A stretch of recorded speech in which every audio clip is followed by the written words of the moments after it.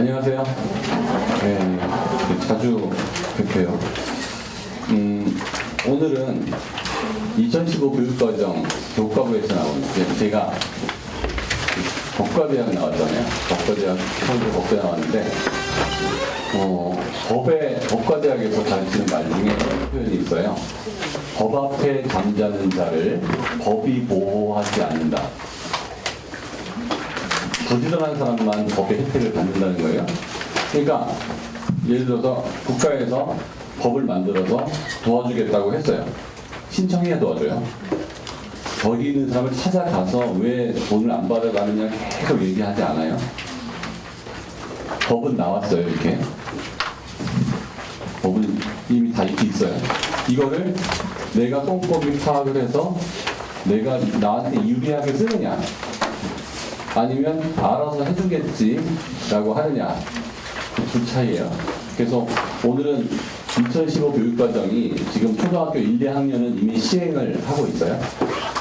그래서 올해 교과서가 바뀌었습니다. 그래서 바른 생활, 즐거운 생활, 슬기로운 생활, 바른 생활, 즐거운 생활, 슬기로운 생활 이렇게 하고 그걸 바슬질이라고 하고요. 그 다음에 국어, 수학 이렇게 5과목으로 바뀌었어요. 그래서 그 체험 위주로 이제 바뀌었고 내년도에 3, 4학년이 바뀌어요. 그 다음 년도에 5, 6학년이 바뀌고요. 내년도에 중1이 바뀌어요.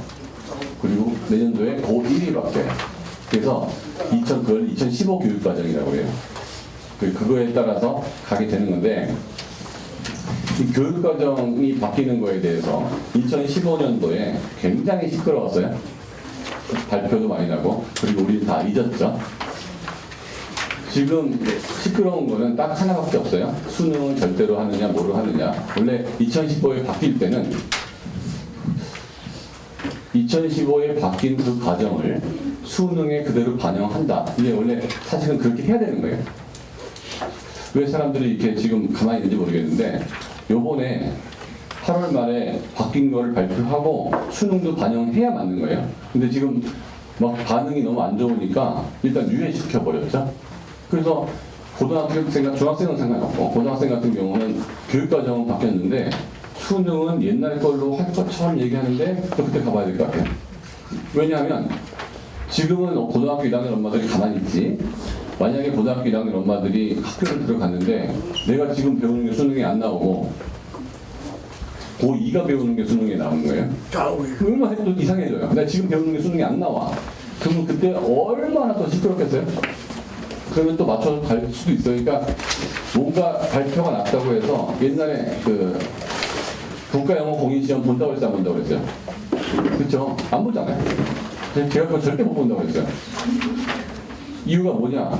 50만 명이 동시에 보는 영어 듣기 시험, 수능 듣기 시험도 그게 쉽지 않은데요. 그거는 듣고 나서 마킹하는 거잖아요. 국가공인시험은 컴퓨터 베이스예요. 그러니까 토플처럼 컴퓨터에 대고 찍는 거라고. 회전에 문제 생기면 어떻게? 그죠? 단 한 학교에 한 반만 문제 생겨도 전부 대시험 봐야 돼요. 난리가 나는 거죠. 근데 전 세계에서 컴퓨터로 보는 시험을 50만 명이 동시에 쳐본 적은 역사상 없는 거예요. 그러면 문제가 생길 가능성이 있어요, 없어요? 있죠. 그건 큰일 나는 거거든요. 그래서 그럼 볼 수가 없다. 토플도 뭐 몇천 명 안 보는 거예요, 한꺼번에. 50만 명이 동시에. 그것도 고1, 고2, 고3까지 하면 150만 명이. 이거는 말이 안 된다는 거죠. 그래서 그게 무서워서 못하는 거예요. 그게 한 번 잘못했을 때 생긴 거. 자, 근데 2015 교육과정을 잘 파악을 하면 딱 이렇게 가르치니까 앞으로 뭘 평가하고 결과적으로 저는 대입해요. 대학 대입에서 뭘 어떻게 해야 될지 그거를 알려주는데 기자님들이 보면 이렇게 두꺼운 보도자료가 있을 때 국민들 기분 나쁠 것 같은 것만 딱 보도를 해요. 그래서 여러분들이 제가 옛날에 서울대학 수시가 처음 생겼을 때 각 대학은 입학 관련된 보도 자료를 내요. 이렇게 바뀐다. 정부에서도 내고요. 그럼 그게 원본 자료예요. 그럼 기자들이 그걸 보고서 한 페이지짜리로 써요. 이거를 보고 한 페이지로 써요. 그리고 신문, 방송 같은 경우에는 30초에서 1분 뉴스로 나와요. 거기에는 이 내용을 다 포함하실 수가 없어요.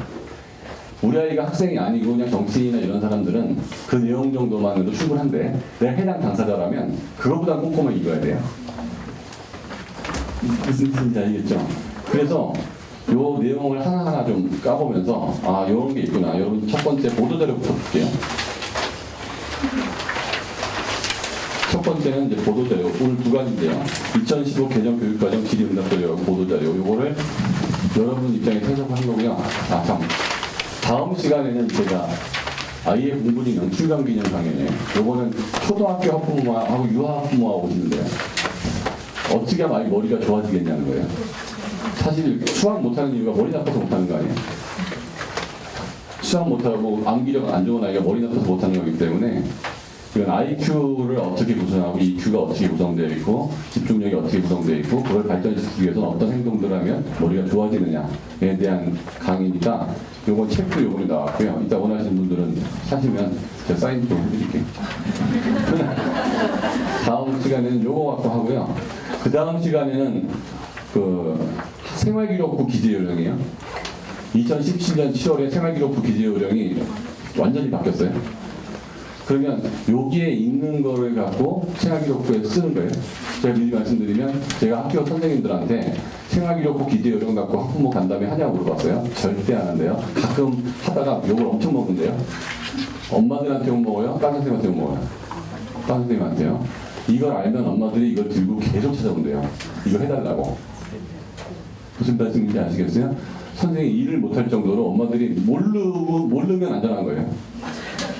모르고 써주는 대로 봤는데 만약에 이게 뭔지를 알면 엄마들이 우리 아이 이거 해달라고 계속 온다는 거예요. 그래서 너무 고통스럽다는 거죠. 그래서 그냥 몰라주셨으면 우리가 알아서 해줄 텐데 이렇게 간다는 거죠. 그러니까 어머니들은 아시면 불이익을 안 받는 거예요. 그리고 전략도 이용할 수 있어요. 그래서 다다음 주에는 이거 다 한 번씩 해서 딱 드릴게요. 2017년 판이에요. 그 생활기록부 개선 방안. 초등부는 안 하려고 그래요. 초등부 생활기록부 개선해봤자 뭐 초등학교 엄마들 뭐 많이 하는데 그거 회장하고 막 해봤자 중학교 자기 영광인데 중학교는 생활기록부 좀 술 먹고 가는 거고 고등학교 생활기록부는 생활기록부로만 대학생 거의 60% 뽑아요. 생활기록부로만. 그러니까 생활기록부가 곧 입시예요, 고등학생은.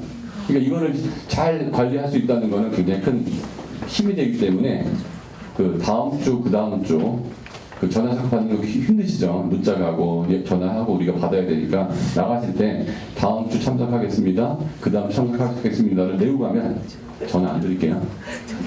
전화 안 하셔도 돼요. 우리 예약 전화를 따로 안 하셔도 된다고. 갈 때 난 또 오겠다. 그럼 그분 빼고 나머지 분만 예약 전화 하시면 돼요. 자, 그래서 보도자료 보면 네번 첫 번째 박스 통합사회 통합과학 등 문이과 공통과목을 신설한다. 그 다음에 여기 연극이라고 써있죠. 연극 과정이 초등부, 중등부, 고등부 다 들어가요. 연극, 소프트웨어 교육. 소프트웨어 교육이라는 말이 나옵니다. 이게 초등학교는 5, 6학년, 중학교는 기술과정, 고등학교는 기술과정에 플러스 정보라는 과목이 생겨가지고 소프트웨어가 중고, 초중고, 정규과정에 들어갑니다. 과거에는 그 정보고등학교와 상업고등학교에만 있었던 거죠. 그 다음에 그 다음 밑에 보면 대학 수업 능력 제도와 연계해서 개편할 계획인데 이번에 못했고 쭉 다 넘기고요. 다 필요한 게 아니니까 3페이지 볼게요.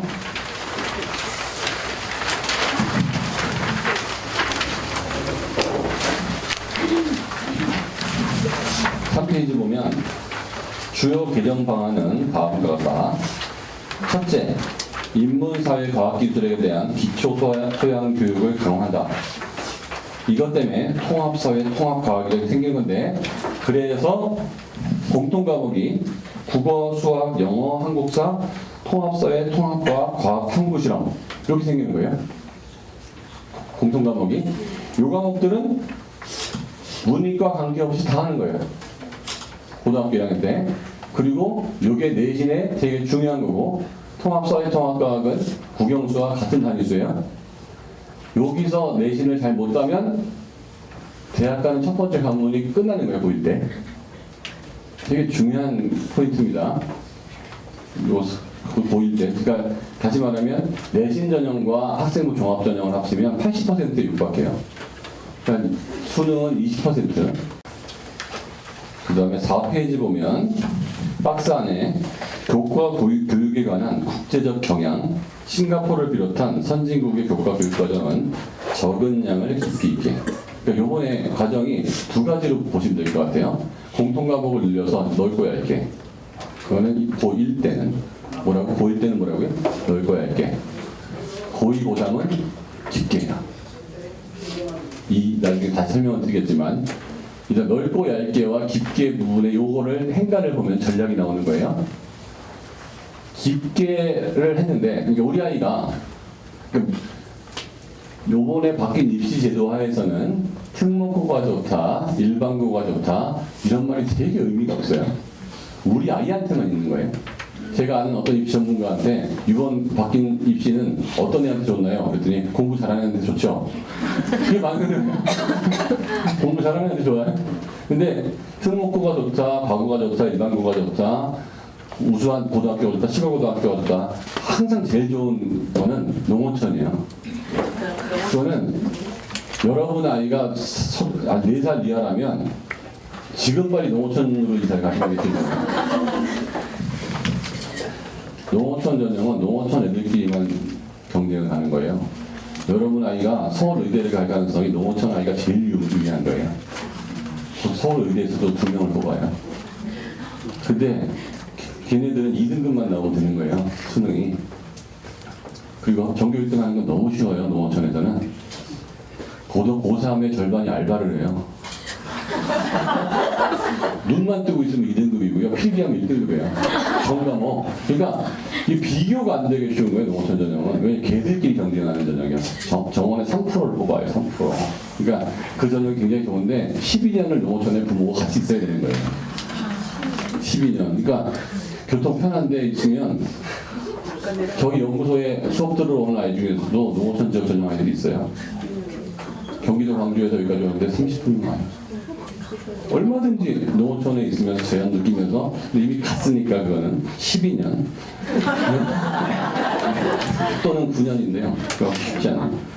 그래서 깊게 있게 하는데 여기서 전략이 나올 게 있다가도 다시 한번 부연을 하겠지만 예를 들면 우리 아이가 상위권이라고 생각을 할게요. 상위권이라는 거는 중학교에서 내신 좋은 아이를 전 상위권이라고 하지 않아요.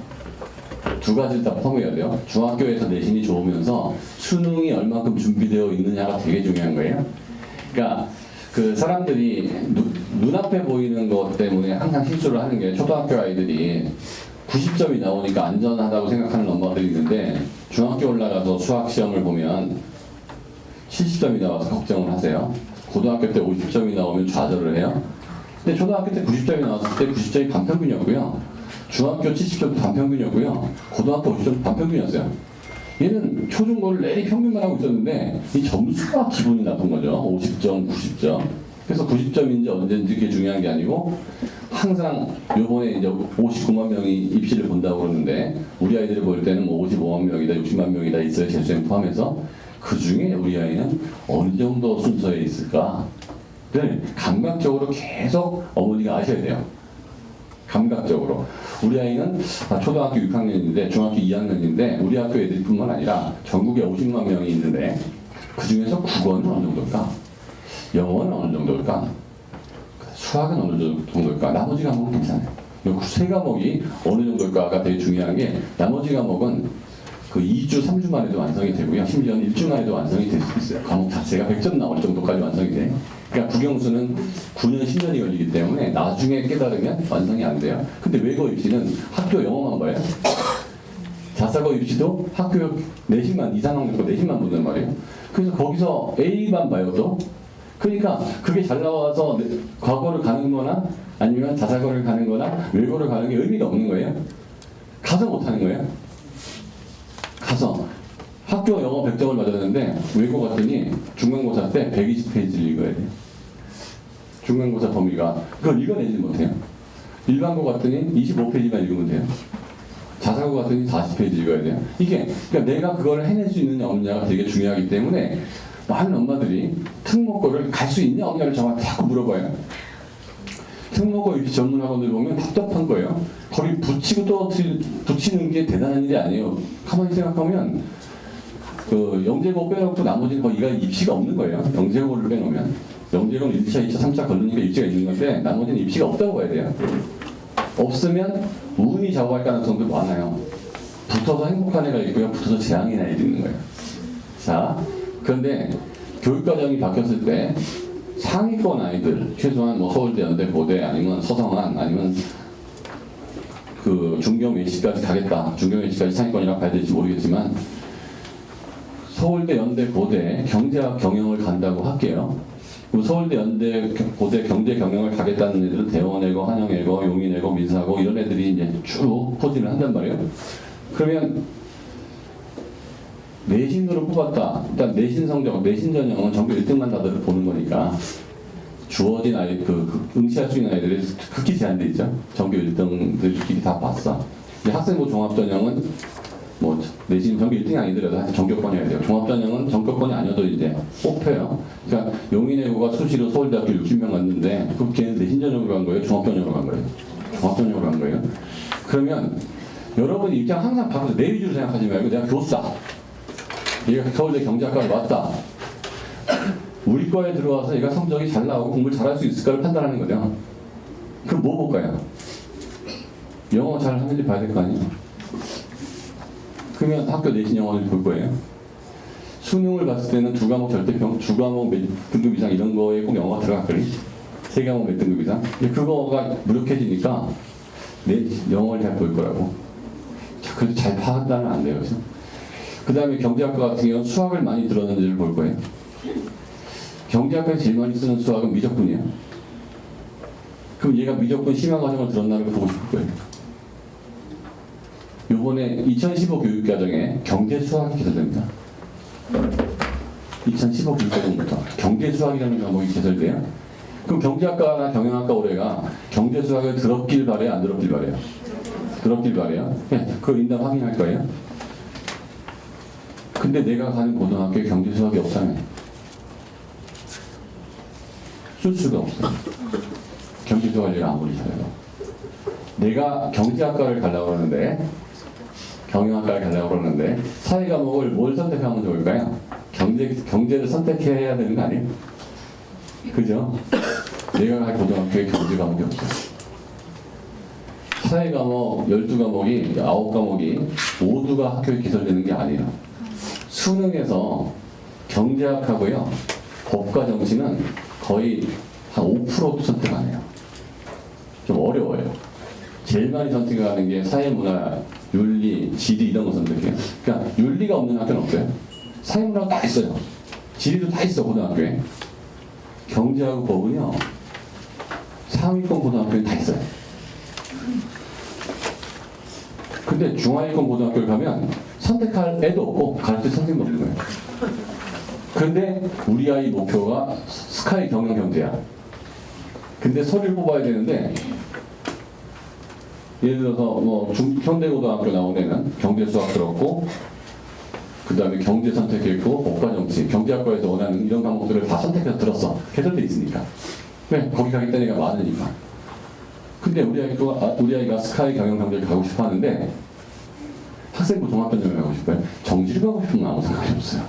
뭘 들어도 뭔 상관이야.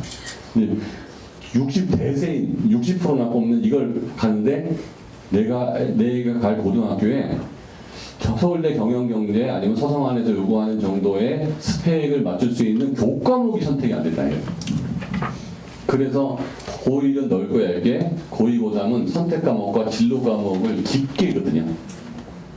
그래서 우리 아이가 중2권이어서 경희대 경영학과를 갈 생각이다. 그러면 좀 너그러울 거고요. 국민대 경영학과를 갈 것 같다. 별 의미가 없을 거예요. 근데 용인외고도 애들도 가고 대원외고도 경쟁을 하고 현대고등학교, 중동고등학교, 세아고등학교, 서울고등학교, 경기고등학교 애들이 많이 가려는 그 과에 우리도 애도 가고 싶어해. 그러면 그 아이들이 있는 학교에 개설된 과목이 내가 가려는 학교에 개설이 되어 있지 않으면 내가 그걸 아무리 잘해도 그걸 잘한다는 걸 생활기록부에 적을 방법이 없다는 거예요. 그러면 교수 입장에서 보면 학교 차별을 한 거예요. 생활기록부 내용을 보고 뽑은 거예요. 내용을 보고 뽑은 거예요. 그래서 그걸 학교 차별이라고 하면 안 돼요. 그럼 우리 학교에서도 개선해달라고 하는데 너밖에 들을 애가 없어. 뭐 어떻게, 왜 우리 학교 전학 가든지 그래야지. 근데 이게 애 잘못이 엄마 잘못이에요. 엄마가 안 알아본 거지 애가 그걸 어떻게 알아봐요. 집 앞에 있는 학교에 무슨 과목이 있는지. 무슨 말인지 알겠죠? 2015 교육과정이 그래서 중요한 거예요. 확 바뀌기 때문에 어떤 과목이 개선되는 안 되냐. 초등학교 1학년의 경우는 한글 교육, 강화, 안전한 생활. 그렇고 여기 밑에서 두 번째 또한 학생들이 소프트웨어에 대한 기초 소양을 충실히 갖추어 나갈 수 있도록 소프트웨어 교육 중심 정보 교과를 필수 과목이에요.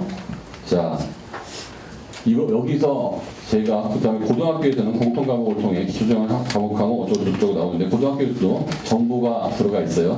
선택 과목으로. 우리 아이가 자, 여러분이 대학 교수예요. 수학 잘하는 애 뽑고 싶고, 영어 잘하는 애 뽑고 싶고, 국어 잘하는 애 뽑고 싶어요. 영어 잘하는 애 뽑고 싶어요. 대학교 책의 절반 이상이 원어, 그죠? 원서예요. 영어 못하면 얘 못 따라올 거다. 수학 못하면 공대는 말할 것도 없고요.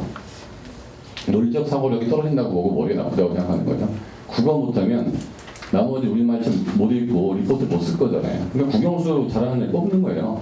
사실 공대에서 국영수 잘하면 돼요. 그 다음에 뭐 잘하는 애 뽑고 싶으세요? 컴퓨터 잘하는 애.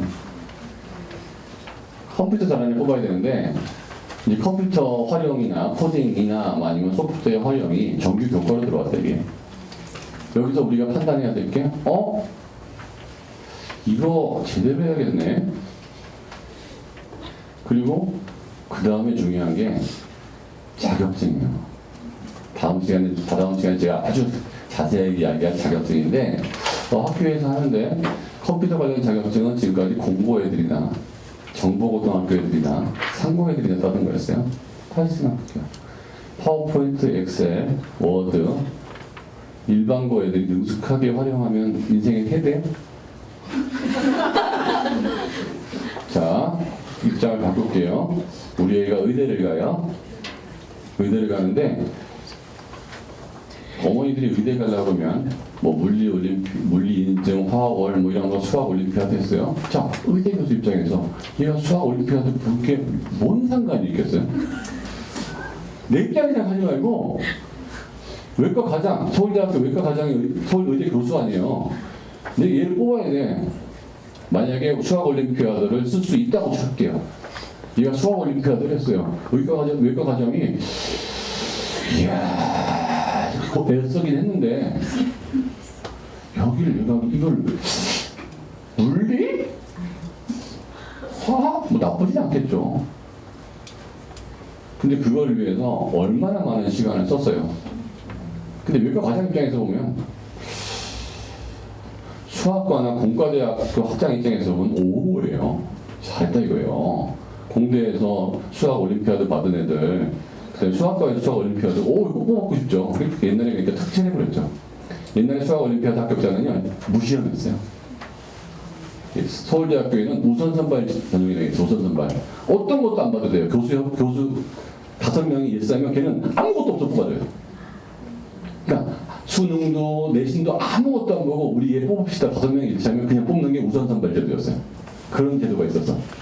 그거는 막 아무도 거기 건들지 못해요. 5명이 다 일치한 거야. 얘가 어떤 조건이 상관없어요. 그럴 때 올림피아드 출신들 이런 애들 다 뽑아버린 거야. 근데 그거 못 쓰게 하니까. 근데 지금 소용도 없지만, 근데 의과대학교 과장 입장에서 택도 없는 얘가 그 컴퓨터 활용 능력 자격증이 있는 거예요. 그게 뭐냐 물어봤더니 파워포인트 무지하게 잘 만드는 데가 주는 자격증이야. 얘 뽑고 싶어요, 뽑고 싶어요. 내신도 비슷하고 딴 것도 비슷하다 전자예요. 다 비슷해. 얘 뽑고 싶어요, 안 뽑고 싶어요. 근데 이거 왜 했냐니까 학교에서 정보라는 과목이 생겼는데요. 제가 좀 깊게 들어가가지고 저 파워포인트 우리 아빠 비서보다 잘 만들어요. 그러면 얘가 교수 입장에서 생각하려니까요. 교수는 아무나 뽑아도 돼요. 여러분을 꼭 뽑혀야 되지만 여러분은 꼭 뽑혀야 되지만 교수는 이 중에서 뽑으면 되는 거예요. 우리 학교 온 애들 다 우수해요. 그리고 그 중에 내가 뽑고 싶은 애 뽑는 거예요. 그렇죠? 수능으로는 0.1점이나 높은 애 뽑지만 종합전형은 교수의 평가가 들어가는 거잖아요. 얘가 우리 학교 와서 잘 되겠다. 야, 얘 시켜먹을 것도 많겠다. 아, 그럼요. 그 파워포인트 잘 만드는 게 얼마나 큰 건데. 근데 걔나 저나 전부 다 파워포인트 잘 만들면 괜찮은데요. 의과대학 들어오는 중에서 그 자격증을 가진 애가 우리 애밖에 없는 거예요. 왜? 고등학교 때 파워포인트 상고 애들이 많이 하는 거, 정보고등학교 애들이 많이 하는 거예요. 그거 학교 다니면서, 아니 학원 다니면서 따서 자격증 따는데 1, 2년 걸린다고. 그것도 꾸준히 하려고 그러면 쉽진 않아요. 자격증이라는 게. 고등학교 때 내신 따기 바빠 죽겠는데, 수능 점수 안 나오는데, 그 다음에 학교 경시대회 봐야 되는데, 동아리 활동해야 되는데, 뭔 소리 애가 고등학교 때 파워포인트 따라다녀요?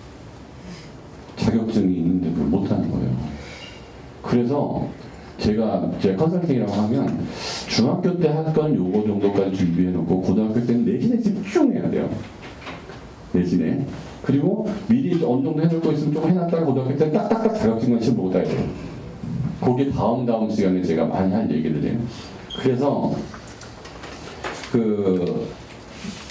여기에 소프트웨어가 들어갔기 때문에 소프트웨어 관련된 자격증에 대해서도 우리가 관심을 가질 필요가 있겠다. 그리고 그게 이상할 것 같지만 어쨌거나 인생 사는데 플러스 더 중요한 거는 생활기록부에 올라갈 수 있는 것만 교수는 볼 수 있다는 사실이에요. 교수가 볼 수 있는 건 생활기록부에 없는 걸 볼 수 있는 건 딱 하나예요. 자기소개서. 근데 자기소개서도 90% 생활기록부를 바탕으로 쓰라고 돼 있어요. 그러니까 초등학교, 중학교 때 뭘 했는지 못 쓸 칸이 없어요. 그러니까 초등학교, 중학교 때 엄청 내가 화려한 활동을 했어. 그 집안에서만 하는 거예요. 모든 활동은 고등학교 때 이후에 활동해야 돼요. 그러니까 고등학교 때 이후에 많은 활동을 할 수 있게끔 초등학교 때, 중학교 때 준비를 해야 돼. 근데 영어를 고등학교 때 배운다는 건 말이 안 되고 수학도 말이 안 되고 그것도 말이 안 되잖아요. 그래서 5페이지 보면 교과 교육과정 주요 개정 내용 볼게요. 왼쪽에 보면 암기식 수업에 추격적 모방 경제에 적합하니까 해서 오른쪽 창의적 어쩌고 저쩌고 나오고 핵심 개념 중심의 학습 내용. 이렇게 나왔고, 그 다음에 체험 중심의 연극 수업, 한 학기 한 권 독서, 듣기 말하기 읽기 쓰기, 연극 쭉 넘겨서요. 자꾸 발표 얘기가 나와요. 연극 발표 이런 얘기가 자꾸 나와요. 스피치도 들어가요. 지금 교육과정에서 물어보려는 게 발표력이다. 그럼 대학교에서 논술 말고 면접을 강화시키는 것도 내신 전형이 이렇게 중요해지고 수능이 자꾸 약해지면 충분히 우리가 예측할 수 있는 거예요. 면접은 두 가지 면접이 있어요. 인성 면접이 있고요. 하나는 교과 면접이 있어요. 교과 면접은 그냥 시험 보는 거예요. 문제 주고 내 앞에 설명하세요가 교과 면접이고요. 인성 면접은 너는 우리 학교 왜 지원했니? 네가 의사가 되려는 목표 이유는 뭐니? 이런 인성 면접이에요. 인성 면접은 부드럽게 넘어가는 면접이에요. 교과 면접은 매우 채점이 들어갑니다. 일반적으로 3명의 교수가 채점을 같이 해요. 그래서 3명의 교수가 거의 같은 점수가 나와요. 그러니까 채점의 기준이 있다 없다? 면접에 있다예요. 그러니까 편차가 심하지 않아요. 그거는 체조라고 생각하시면 돼요. 우리가 보면 그놈이 다 잘하는 것 같아도 심사위원은 채점을 했을 때 이미 제가 김연아 씨가 금메달 땄다는 거 알잖아요. 트리플 학생에서 우리는 3바퀴가 아닌지 4바퀴가 아닌지 확실하고도 안 보이는데 그들은 그게 자세가 다 보이는 거예요. 그러니까 면접도 기준이 있기 때문에 다 보여요. 그래서 듣기 말하기가 자꾸 나온다는 사실, 그리고 이제 그 수학이 요번에 2015 교육과정에서 어마무지하게 많이 바뀌어요. 그래서 이동이 정비례 방비례가 6학년에 중1로 가고 2차 함수가 최대체수가 중3에서 고1로 가고 피타고라스 정리가 중3에서 중1로 가고 R, 헥타르 이런 것들은 삭제가 되고 그래서 초등 쪽에서 초중고에서 수학 관련된 체제가 많이 바뀌고 여기에 대해서 되게 전략이 많이 서야 될 것 같아요. 그래서 제가 계속 할 텐데 지금부터 한 20분에서 25분 정도 수학 관련된 제도가 바뀌는 것과 그걸 어떻게 적용을 해야 될지는 그 박병호 선생님이 지금 잠깐 수학 관련된 거 먼저 얘기하고 제가 이어서 전략으로 계속 넘어갈게요. 수학 관련된 거.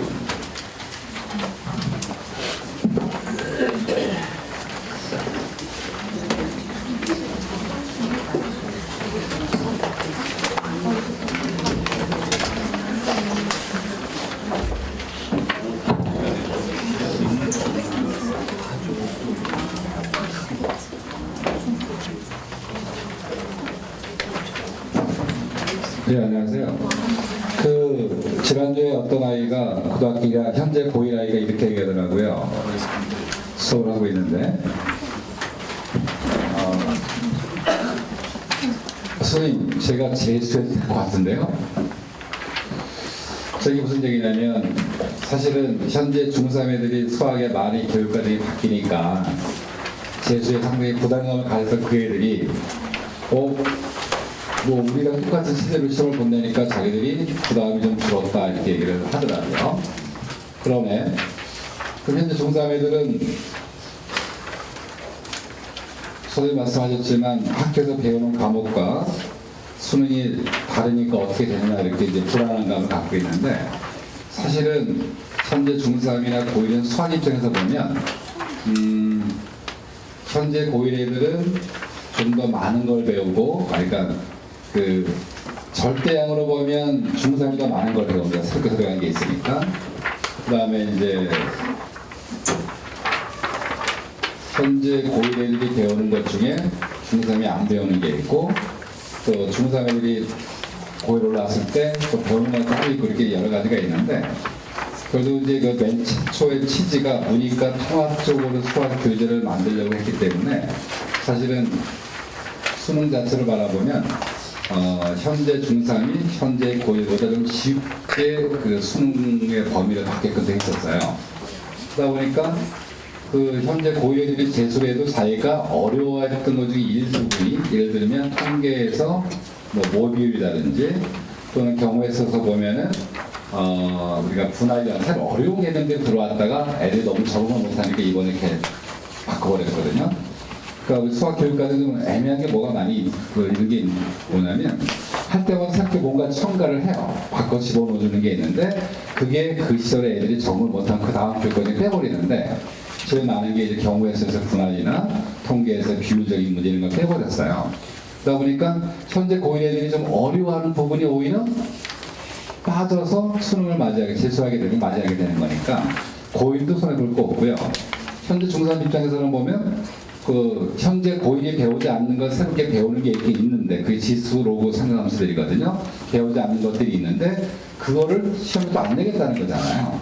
왜냐하면 내 윗세대 애들이 그걸 배우지 않았으니까. 그러니까 중3이나 고1이나 고1에 재수할 때나 중3의 수능을 볼 때는 그렇게 크게 수학은 오히려 좀 더 약화된 걸 보다 보니까 현재 중3이나 고1들은 뭐 큰 문제가 없다. 오히려 이제 중2 되는 애들이 이제 문제가 현재 중2 애들이 문제가 되는 거죠. 그때부터 싹 바뀌니까. 제가 좀 전에 나눠준 프린트가 있을 거예요. 그게 이제 보시면 알겠지만 제가 쓴 것이 아니고 선생님 잘 아시는 친구인데 유동현이라고 전라도 광주에서 현재 고1이죠. 있는 애가 뭔가 설명하고 싶은 게 뭐냐면요. 수학 교육 과정이 원래는 뭐의 취지로 바뀌었냐면 탐구와 토론의 수업을 평소 하겠다는 거였어요. 그걸 갖고 학생부에 기재를 해서 그걸 바탕으로 학생부 종합전을 뽑아주겠다라는 게 원래 취지였습니다. 그게 뭐 어떤 수학 내용이 들어갔다 빠졌다는 지난주에 얘기 말씀드렸기 때문에 큰 저희가 없는데 원래 개정 교육 과정의 취지는 수학에서는 뭐 탐구, 토론, 그 다음에 그걸 갖고 쓰고 표현하고 발표하고 그러다 보면 리더십도 다 볼 수 있으니까 그렇게 하겠다라고 해서 교육 과정을 바꿔놓은 거거든요. 근데 이제 우리 애들이 이제 어머님들이 현재 중학교 3학년도 그렇고 2학년을 쭉 선행학습을 하고 계실 거예요. 그죠? 안 하신 분은 거의 없다고 봐야죠. 근데 이제 제일 중요한 중3 애들이 이게 이제 중3 학부모님들은 조심할 게 뭐냐면 이제 사실은 뭐 저는 이렇게 생각을 해요. 수학 선생님 입장에서 바라보면 통합과학, 원래 중학교 때 과학이 통합과학이잖아요. 우리가 다 배우잖아요. 과학책으로. 통합사회, 원래 중학교 애들이요, 사회로 그 안에 다 들어가 있어요. 사회 과목에 지리도 있고, 사회도 있고, 법도 있고, 다 들어가 있거든요. 그러니까 애들이 받아들였을 때만의 책을 받아보면, 아, 중학교 때 배웠던 과학이 통합과학으로 이름이 바뀌었구나라고 이제 받아들이게 되는 거고, 내용이 상당히 더 어려워지는 건 잘 모르고, 같은 과학책 써 있으니까, 그렇게만 받아들이면 이제 사실 힘들어지겠지만, 사회도 마찬가지일 거랍니다. 통합사회라는 책을 받았지만 내가 중학교 때 배웠던 사회책과 똑같은 구조예요. 내용은 아주 깊게 들어가는 게 많이 있기 때문에 쉽게 공략을 못할 수 있겠지만 애들 입장에서 그렇다는 겁니다. 근데 수학도 마찬가지예요. 그러니까 걔들은 뭐가 바뀌었나 안 바뀌었나 그걸 알 수가 없는 거잖아요. 책을 받은 것 뿐인 거예요. 아, 이렇게 배우는 거구나. 근데 문제는 형식이 바뀌어버렸다는 거죠. 어떻게 평가하겠다고요? 토론시키고 너희들이 발표하고 너희들끼리 공부를 하고 이런 걸 시키겠다는 거예요. 그리고 그건 실제 할 거예요. 실제 그렇게 할 거다. 그러면 그 애들이 그러면 우리가 선행학습한다는 건 뭐냐면 자, 어떤 단어를 배우고 그 다음에 유형을 익히고 문제를 풀고 잘 풀면 너 잘하네. 이번에 끝났으니까 점수가 끝났으니까 다음에 불량내발 하자. 또 잘하네. 그러면 1등급 하자. 이렇게 해서 쭉 심화까지 가는 게 우리 선행학습의 모델이라고 하는데 거기서 이제 문제가 생긴다는 거죠. 중3 오면 잘 드실 건 뭐냐면 애들이 고등학교 올라가면 지금과 같이 선생님께 칠판에서 강의하고 학교에서 선생님이 칠판 강의하고 애들이 필기하고 물론 다 배웠기 때문에 애들은 졸고 있겠지만 그런 식의 수업이 이루어지는 게 아니라 자 오늘 주제는 예를 2차 방정식인데 그러니까 가이드라인을 설정해 주고 너희들끼리 이제 공부를 해라. 너희들과 토론하고 리포트를 내라 이런 거거든요. 그래갖고 평가를 하겠다는 거예요. 그런데 중요한 건 뭐냐면 현재 이런 식의 어떤 선행학습하는 애들의 단점은 뭐냐면 그 내용이 있고 그 문제를 푸는 건 좋은데 이걸 어떻게 표현하고 어떤 중요한 모티브가 있고 다룬다는 거 어떻게 융합이 되고 이런 거 잘 모르지 않겠습니까? 그런데 그런 것들을 실제 그게 필요해졌고요. 그 다음에 기존의 애들도 기존의 고등학교 올라간 애들이 왜 수학을 포기할 수밖에 없냐면 중학교 때 많은 에너지를 막 그쪽같이 이렇게 쏟아갖고 이렇게 막상 올라갔는데 학교 내신은 수능은 어떤 모델링이 있기 때문에 정확히 예를 들어서 1번에 뭐를 내고 2번에 뭐를 내고 18번에 뭐를 내고 20번 이게 수학은 거의 정해져 있어요. 그러니까 늘 얘기하지만 21, 29, 30번이라는 게 최고의 난이도를 갖고 있는 문제들이거든요. 그 얘기 무슨 얘기냐면 거꾸로 얘기하면 나머지 27개를 다 맞으면 88점이거든요. 정확하게. 그러면 그게 학생부 종합전형이나 또 논술이나 모든 전형의 최저 학력 기준이 2등급이거든요. 수학 입장에서 바라보면 그걸 돌파하는 거예요. 그런데 그 20개를 맞지 못하면 이제 문제가 되는 거고 그 다음에 이제 27개 이상을 맞았다. 확실하게 이제 88점이 나왔다 그러면 이제 21번 도전해볼래? 그게 바로 미적분 문제고요. 미적분에서 미분 문제고 그럼 30번 한번 해도 그게 이제 미적분의 적분 문제거든요. 29번에 이제 이과 쪽은 이제 그 기하, 3차 공간의 문제고 문과 쪽은 이제 확률이나 통계 이런 문제를 내게끔 되어 있는데 그렇게 흘러가는 게 수능이라는 거죠. 근데 그거는 예를 들어 18번은 뭐냐 그러면 네모칸이야. 그러니까 증명 문제 네모칸 채우는 문제가 딱 정해져 있습니다. 그러니까는 예측이 가능한 문제들인데 내신을 예측할 수가 없다라는 거야. 짧은 범위에서. 그러니까 어머님들이 이제 나서셔야 될 게 뭐냐면 이제 계속 교육부에 그걸 하셔야 돼요. 뭐냐면 공청회 나가시고 내신을 절대 평가하지만 내신만큼만 절대 평가를 하자고 하셔야 돼요. 수학 입장에서는. 애들이 상대 평가를 하다 보니까 등급이라는 게 필요하잖아요. 그러니까 문제 어렵게 될 수밖에 없는 거예요. 만약에 우리가 100명이 있다. 1등급이 4%가 아시잖아요. 4명만이 1등급이 돼야 되는데 문제 쉽게 냈어. 100점짜리가 10명이 있어. 그럼 그 학교 3등급부터 시작하는 거예요. 그러면 우리 애들 기준이 뭐냐면 다른 애들 서울대 1.1평균 1.1등급 저희가 할 때 서울대 보내거든요. 우리 애들은 3등급이야. 그럴 수가 없는 거예요. 그래서 수학 입장은 어떻게 할 수밖에 없다? 어렵게 될 수밖에 없는 거죠. 근데 그 어렵게 내는 거를 공략하게 하려고 했던 게 뭐였냐면 자 그럼 네가 수학을 배운 다음에 그 수학을 네가 가르칠 수 있고 또 네가 표현할 수 있고 어떤 개념이 중요한지를 알아볼 수 있겠느라고 제가 뭘 시켰냐면 방금 보여준 것 같이 이렇게 페이퍼를 정리하게 했습니다. 이게 이 학생이 1페이지부터 이렇게 돼 있는 거 보시면 알겠지만 그 2차 방정식이라는 그 고등학교에서 가장 1학기에 가장 중요한 거거든요. 고등학교 1학년 1학기 시험은 인수분해나 곱셈 공식을 갖고 식을 변형하는 거 하나와 그 다음에 2차 방정식, 2차 부등식, 2차 함수로 이루어져 있는 아주 2차의 완결판의 모든 문제를 다 내게끔 되어 있거든요. 아주 깊은 문제부터 얇은 문제가 다 있는데 그런 걸 하기 위해서는 자기가 배우는 것들을 어떻게 적용을 할 것인가에 대한 걸 네가 적어와라. 그렇게 해서 했더니 얘가 일주일 만에 적어와서 낸 페이퍼거든요. 현재 중학교 3년 내내 수학에서 물론 수학이 뛰어난 애도 있고 뛰어난 아이지만 전교 1등을 했고요. 고등학교 올라가서 현재 전교 1등을 하고요. 물론 그 고등학교도 특목고 아닙니다. 얘는 처음부터 무슨 뭐 영재거나 가고 생각지도 않았어요. 근데 원래는 그 정도 수준이 돼요. 충분한 능력을 갖고 있습니다. 쉽게 얘기하면 대치동에서 뭐 CMS나 또 미타임이나 많은 그 학원에서 하고 있는 그 중학교 영재들보다 더 뛰어난 애였어요. 그런데도 꿈꾸지 않거나 의대 가야 되기 때문에 하고 그냥 일반고 진학을 했던 아이인데 이 아이가 본 걸 감안해 보시면 어머니들 구조 아실 거예요. 근해 공식을 어떻게 적용하는가.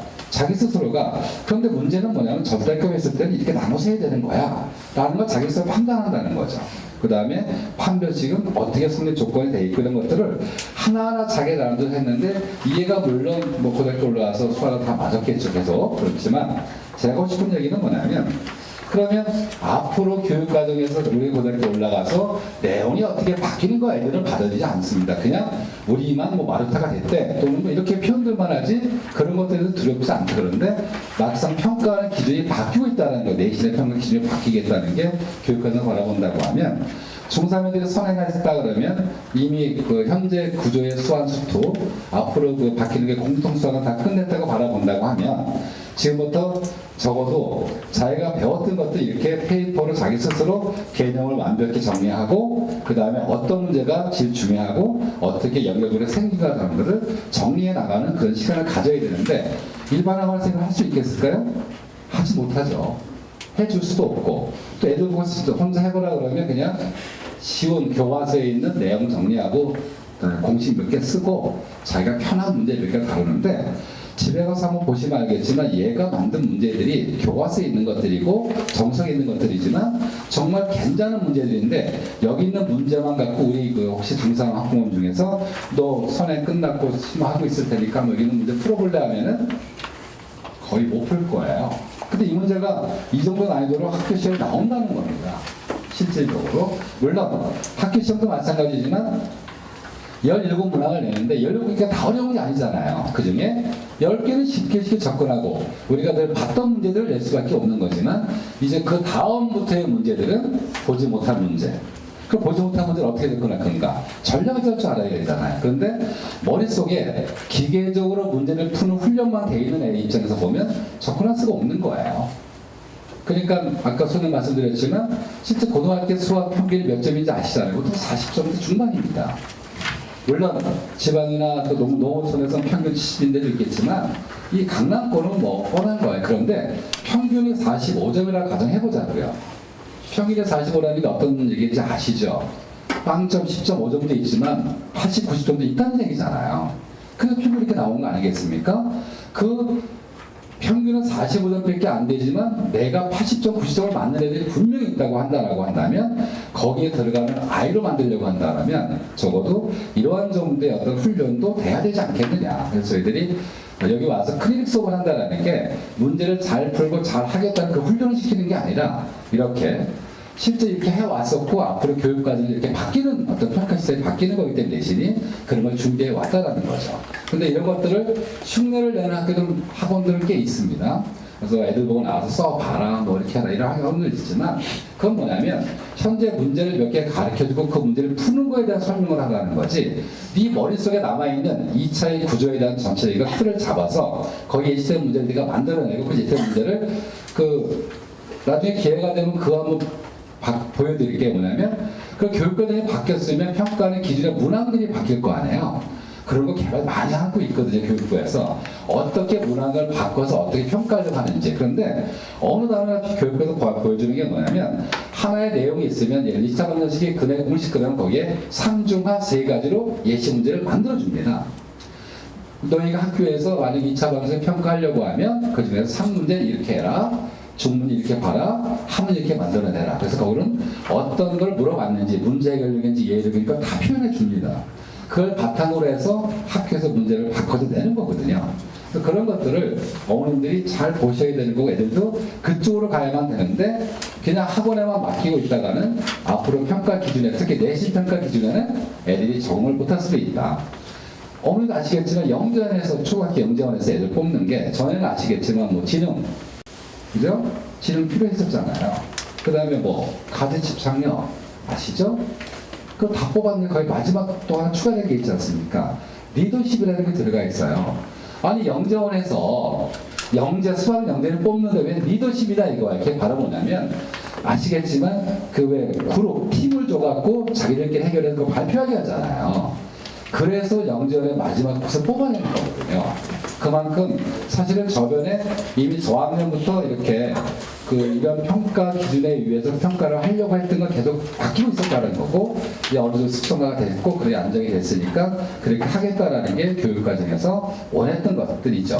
내용적이고 형식적인 건 나중에 문제고, 실제 이렇게 바뀌고 있는 과정 속에 애들이 과연 준비가 되어 있냐라고 하면 별개의 문제로 그렇게 준비가 되어 있지는 않다. 그냥 정성 몇 번 받고 수학 끝나고 수특 끝나고 미적 끝난 애가 있고 불능합을 하고 있다, 이런 정도만 되고 있지, 그러면 그 애가 그걸 표현할 때 어떻게 제대로 알고 있고 얘를 설명할 수 있고 그 다음에 토론에 나가서 자기가 주제를 만들어 할 수 있겠느냐라는 것은 별개의 문제이기 때문에 선행이 어느 정도 고1 과정이 끝난 학생의 어머님들은 다시 한번 일주일에 한 번에도 와서 이런 방식의 크리닉을 받아갖고 그 앞으로 예견되는 내신의 어떤 준비들을 만들어내는 게 좋지 않겠나 이런 생각이 들고요.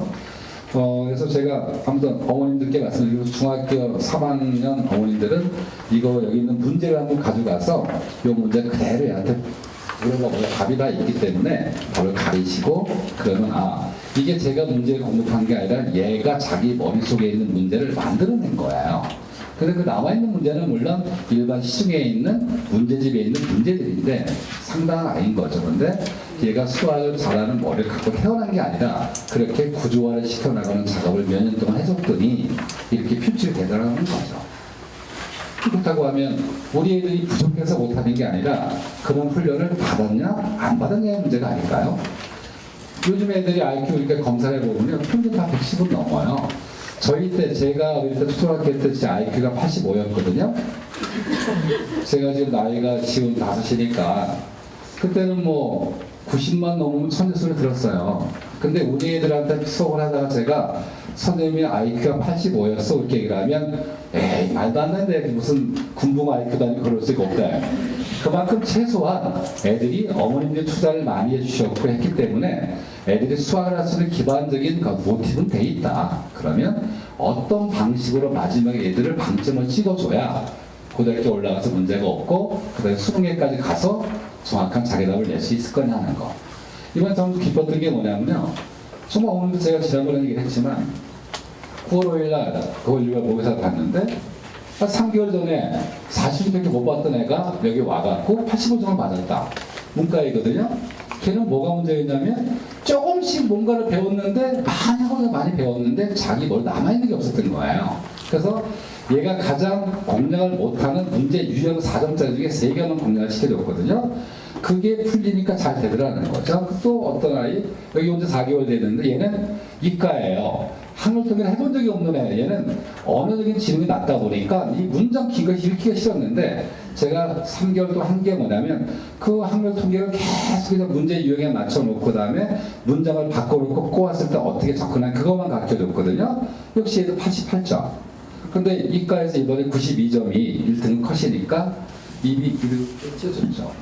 뭐 그런 애만 있나? 그러니까 그 애들에 가는 고3 애들을 어떻게 드라이브를 걸어주고 어떻게 바꿔주고 하는 전략을 짜다 보면 애들이 참 중간에 분명히 고칠 수 있는 시간이 있었어요. 지금 중학교 2학년 때나 중3 때나 고1 때나 고칠 시간이 있었는데 그때 어머님들이 오로지 하나만, 저는 학원을 믿으면 평생 보내요, 이런 전략 하나 때문에 그냥 계속 보내는 거야. 그러니까 학원을 감사하죠. 왜? 우리 또 훌륭한 또 손님이 오셨네. 조금만 잘 이렇게 다듬어 주면 그냥 영원히 갈 수 있는 분. 그러다 보니까 그 학원에서 그 애가 불만이 없도록 얼마나 정성을 다하겠어요. 얘가 실력이 올라가게끔 뭔가 만드는 게 아니고 얘가 제대로 올라가 판단해주고 기준에서 그거를 평가해주는 게 아니라 그 애가 불만이 없으면 애가 아무런 얘기 안 하면 어머님도 그냥 놔두잖아요. 근데 어느 애가 오히려 막 틱틱거리고 막 그러면 아 뭐가 문제가 있나 보네 몇 번 상담 학원 옮기시는 경우도 있지만 물론 대치동에 수학을 잘 가르치는 건 정말 많으세요. 좋게 그러니까 수학적 능력이 뛰어난 선생님 정말 많습니다. 뭐 메가스터 현우진 선생 같은 경우는 뭐 이력이 화려하던데요, 그죠? 그렇게 훌륭한 분들이 있지만 그걸 배웠던 애들이 왜 다 1등급이 안 될까? 왜 다 학교 내신이 더 떨어질까라고 하는 건 뭐냐면 결국은 가르치는 사람이 잘 가르치는 게 중요한 게 아니라 내 기준에서 봤을 때 얘가 가장 부족한 부분을 정확히 고쳐줘야 되고 방향을 저기 잡아서 얘가 선행을 나가고 있지만 어떤 부분 약한지에 대한 부분을 정확히 이해해 줘야 되는데 그런 부분이 안 되면 안 되지 않겠냐 해서 저는 현재 선행을 하면서 학원을 다니는 어머님들이 반드시 적어도 최소한 저희만 하는 건 아니니까 어디 가서 이런 것들의 클리닉을 꼭 일주일에 한 번은 받아봐라. 그래야만 그 애들이 올라가서 적응도 하고 점수를 획득할 수 있다는 생각이 들고요. 두 번째 이제 저희가 이런 것만 하는 건 아니고요. 이미 배웠던 것들을 다시 다듬어서 구조화시킬 작업만 하는 게 아니라 실제 진도도 나가줍니다. 그런데 진도를 나가주면 좀 독특해요. 그냥 수업을 계속 칠판 수업을 하는 게 아니고요. 오면 한 시간간은 뭘 해주냐면 오늘 수업을 해야 될 것들에 관한 수학적 자료를 애한테 줍니다. 읽으라고 줘요. 그럼 얘는 그 충분히 자기 학습을 하게끔 합니다. 그래서 바로 평가를 해요. 문제풀이 평가하는 게 아니에요. 어떤 평가를 하냐면 네가 지금 공부한 것들에 대한 걸 정확하게 표현하게끔 하는 거죠. 예를 들어서 A제곱, A 더하기 B, A 플러스 B의 전체 제곱이 A제곱 2AB 플러스 B제곱이라는 걸 거기 공식에 써있고 이게 어떻게 나왔다는 건 다 책에 있거든요. 그걸 어떻게 표현하냐면 그러면 거기에서 그러면 A 플러스 B의 세제곱은 구조가 간단하거든요. 자, 상상을 해보세요. A 더하기 B 전체 제곱은 A제곱, AB, B제곱이죠. A 줄고 있죠. B 늘어나고 있잖아요. 그럼 A 플러스 B의 세제곱은 어떻게 되겠습니까? 구조가 A 세제곱, A제곱 B, AB제곱, B세제곱이잖아요. 그럼 그 애한테 뭘 물어보면 제가 물어보는 건 이렇게 물어봅니다. 교과서에 없어요. A 플러스 B의 4제곱을 물으면 N 풀어냅니다. A 4제곱, A 세제곱 B, A제곱 B제곱, AB 세제곱, BAD제곱. 그래서 개념을 잡는다라는 게 그냥 공식을 외우는 게 개념 잡는 게 아니라는 거예요. 머릿속에 어떻게 숨어져 있는 것들을 찾아서 계획을 만들어주게 하는 걸 고민하는 거죠. 아니면 예를 들어서 저에도 많이 말씀드렸지만 기울기를 어떻게 구하냐고 물어보면 애들이 이렇게 얘기합니다. x2-x분의 y2 빼기 y야. 그건 공식이고 그건 공식이다. 정의가 뭐냐고 물어본다는. 근데 책에 다 써있어요. 그걸 안 읽어요. 애들이 그냥 큰 것만 읽어내는 거죠. 기울기가 x분의 y. 이 바보야. 그게 아니지 않느냐. 기울기에 정해 써있어요. 책에 분명히 수평 거리분의 수직 거리의 비를 정확히 써있습니다. 그럼 수평 거리는 뭐니? 수평이 뭐야? x축. 수직은 뭐야? y축. 거리는 투점 필요하잖아. 투점 어떻게 구할 차이를. 이거 빼기 이거 아니니? 그러니까 그런 공식이 나온 거야.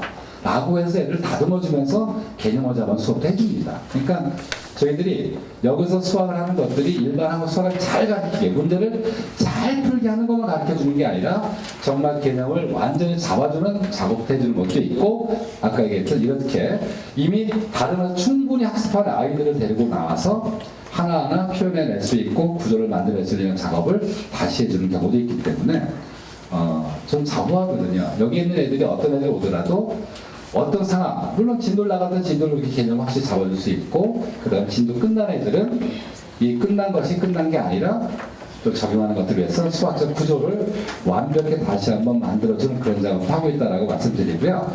어쨌든 개정 교육 과정에서 수학에서는 많은 거 바뀌었기 때문에 그런 내용들은 지난주에 제가 설명해 드린 것 같고요. 실제 평가 기준이 바뀌고 있다. 그 기준을 제대로 이해하지 못하면 지금 어머님들이 시키는 모든 학을 선행학습이 무용 지문이 될 수밖에 없다라고 말씀드리고 마이크를 선생님께 넘기겠습니다.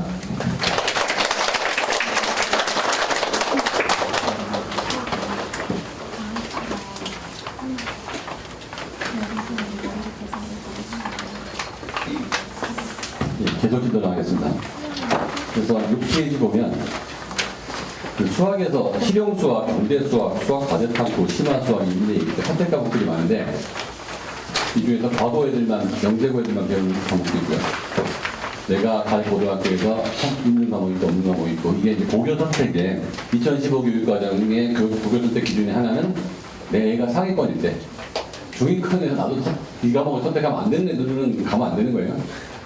그런 아이는 중위권 이하가 모이는 이런 과목이 없는 학교를 가는 게 유리하겠죠. 그 학교에서는 나도 못하고 너도 못하고 다 못하는 거니까. 근데 내가 상위권이어서 내가 그 학원을 들어야 되는데 그 학교에 없는 경우가 있어요. 예를 들어 서울대 물리학과 가고 싶은데 내가 갈 고등학교에 물리투가 없는 경우가 생각보다 많습니다. 그럼 이거 어떻게 하라는 거예요? 그럼 거기서 물리학과를 가고 싶은데 그럼 물리투도 안 들었냐면 저희 학교 개설이 안 됐는데요. 법 앞에 잠자는 자를 법은 보호하지 않는다. 왜 그런 학교를 갔니? 교수님이 질문을 그거 아니에요? 다음에 왜 물리학과 가래가 왜 물리투가 없는 고등학교를 갔니? 그 말이에요. 가본이 없더라고요.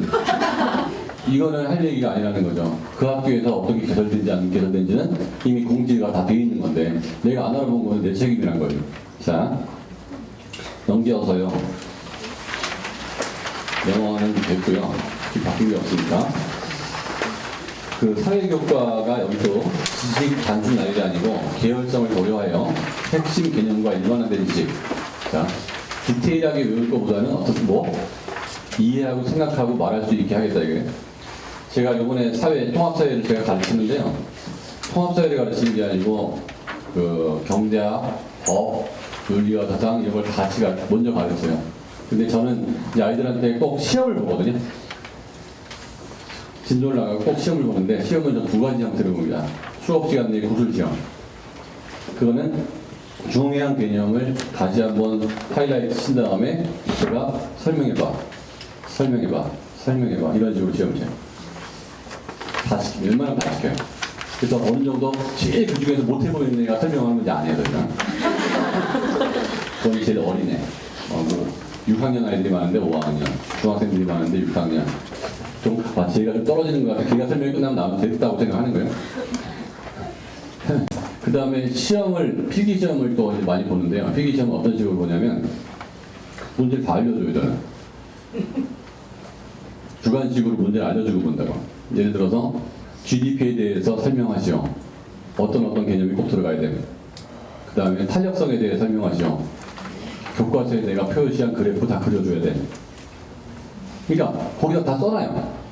그 교과서에 있는 그 그래프를 다 그리고 내가 그때 밑줄 쳐주는 내용이 다 들어가야 돼요. 그러면요 시험 문제를 예를 들어서 20문제를 내잖아요. 그럼 1시간 반 동안 풀어야 돼요. 20문제면 A4 10장이다 앞뒤로 하면 한 장 하나 한 문제씩 그거만 풀면 되는 거예요. 경제학은. 그러니까 꼭 알아야 될 거를요. 시험 문제를 미리 알려주고 아이들이 묘해요. 그냥 시험 본다고 당황을 해. 근데 알려주고 본다고 그러면 어떻게 해보려고 그래요. 지가 모험담안도 만들어 보고 그 다음에 그걸 달달달달 외울 거 아니에요. 그럴 것이요. 충분해. 그러면 그 답안을 외워서 다 쓰려고 하면 그냥 다 이해가 된 거거든요. 자, 영화적으로 통합사회 교수 학습법에 보면 발표시키고 토론시키고 같이 이런 식으로 하겠단 말이에요. 그러면 이런 식으로 써보아서 내 거가 됐는지 확인을 하면 그걸 충분한 거거든요. 그러니까 교과 과정이 너무 많은 외운 것보다는 깊게 알게 해서 내가 표현할 수 있게끔 하기 때문에 그런 교육을 여러분의 중학교나 초등학교에 잘 시켜주면 좋은데 그렇게 시켜주는 중학교, 초등학교도 있고 그렇게 하는 선생님도 있고 옛날처럼 하는 선생님도 있어요. 복불복이죠. 그 복불복에 내 아이의 미래를 맞춰줬다. 어머님은 따로 어느 정도 신경을 쓰셔야겠다는 거고 과학도 파운드 활동과 체험 중심으로 넘어가고요. 8페이지 보는 겁니다. 일단 5, 6학년에 소프트웨어, 그렇죠? 들어가기 시작했고 쭉 넘겨서 9페이지 밑에서 두 번째 패러그래프에 지식 위주의 암기 교육에서 배움을 즐기는 행복 교육으로 교육 패러다임. 그러니까 암기사항이 좀 줄어들 거라는 거예요. 10페이지 볼게요. 2009년하고 2015 교육과정의 차이점이 나오는데, 그렇죠? 큰 의미는 공통상에서 소프트웨어 교육과만 볼게요. 초등학교는 소프트웨어 소양교육, 중학교는 과학, 기술과정, 정보교과 신설, 고등학교는 정보광고가 심화선택, 그래서 일반 선택으로 전환, 소프트웨어 중심 개편, 요게 들어간다는 거죠, 일반 선택. 근데 소프트웨어 같은 경우는 선택해주는 게 좋다는 거고, 소프트웨어 과목은 웬만한 고등학교에 다 들어가요. 그 다음에 11페이지 보면, 여기서 주요 내용을 보면, 2015 교육과정에서 공통과목 신설및 이수 단위에 보면 진로 선택 및 전문 교과를 통한 맞춤형 교육, 수월성 교육 실시, 이게 되게 중요한 거예요. 일반 선택과 진로 선택으로 구분한다. 그래서 이게 여러분 아이들의 고등학교 선택에 굉장히 중요한 잣대가 될 수 있다는 거죠. 우리 아이가 중위권이면 중위권대로, 하위권이면 하위권인대로, 상위권이면 상위권인대로 우리 아이한테 최적화된 교육이 이 선택 과목이 그 학교에 어떻게 배치되어 있는지를 매칭을 시켜보면 중위권 아이들도 좋은 선택이 될 수가 있어요. 중위권 아이가 이 상위권 아이들이 많이 가는 학교에 이런 선택 과목이 있는 학교를 가버리면 그 과목을 할 수 없이 들어야 돼요. 그랬을 때 얘가 굉장히 데미지 입을 수 있기 때문에 오히려 그런 상위권 아이들이 안 갈 것 같은 학교를 가서 그런 아이들도 못하고 나도 못하는 상태가 되면 좋은 거예요. 중위권 아이 입장에서는, 상위권 아이 입장에서는 그런 학교를 가면 내신은 어마어마하게 잘 나오겠죠. 내신 전형에서는 플러스인데 종합전형에서 너 경제학과 그래가 경영 미적분도 안 듣고 경제수학도 안 듣고 뭐 한 거니? 라고 하버리면 그냥 저는 저 앞에 있는 학교 갔는데요. 너는 저 앞에 잡구나. 그래서 보통 교과에서 전문 교과로 간다. 그 상위권 대학을 갈 아이들은 지금 특목고가 훨씬 유리해진 거예요. 종합전형에서 이런 과목을 다 개설했기 때문에. 자, 넘겨서 13페이지 볼게요. 공통 과목은 13페이지. 국어 8단위, 수학 8단위, 영어 8단위, 한국사 6단위, 통합사회 8단위, 통합과학 8단위, 과학상식 실험 2단위. 이건 무조건 해야 되는 거예요. 공통. 고1 때 여기서 좌우 되는 거고, 넘겨서 14쪽 보면 여기서 이제 답이 나오는 거예요. 14쪽 보면 일반 선택이라는 거에 국어가 고등학교 1학년 때 국어라는 과목을 배우고 2학년 때부터 화법, 작문, 독서, 언어, 매체, 문화 이렇게 수능 과목이죠. 화법과 작문, 독서, 언어, 매체, 문화 이게 수능 과목이에요. 그래서 진로 선택으로 보면 심화 국어, 고전 읽기, 실용 국어. 국어에서는 큰 차별은 없을 것 같아요. 수학이 이제 공통 과목을 읽고 2학년 때 수학원, 지금의 수학원 수학도 아니죠. 미적분, 확률 통계가 일반 선택으로 돼 있죠. 이 중에서 이제 일반 선택 과목이 있고 이제 진로 선택에 보면 실용 수학 이거는 상고 애들 같은 애들 배우는 거고 기하가 이제 진로 선택이에요. 경제 수학, 수학까지 탐구 이런 것도 있죠. 이 중에서 이제 개설되는 학교가 있고 안 개설되는 학교가 있을 거라는 거예요. 그 다음에 영어도 큰 의미는 없고요. 그 다음에 탐구 같은 경우도 이제 통합사회가 있고 일반 선택은 한지, 한국지리, 세계지리, 세계사, 동아시아사, 경제, 정치화법, 사회문화, 생활관리, 윤리와 사상. 우리 아이가 상과대학을 갈 것 같다? 그럼 경제가 선택되어 있는지 안 선택되어 있는지가 되게 중요해요.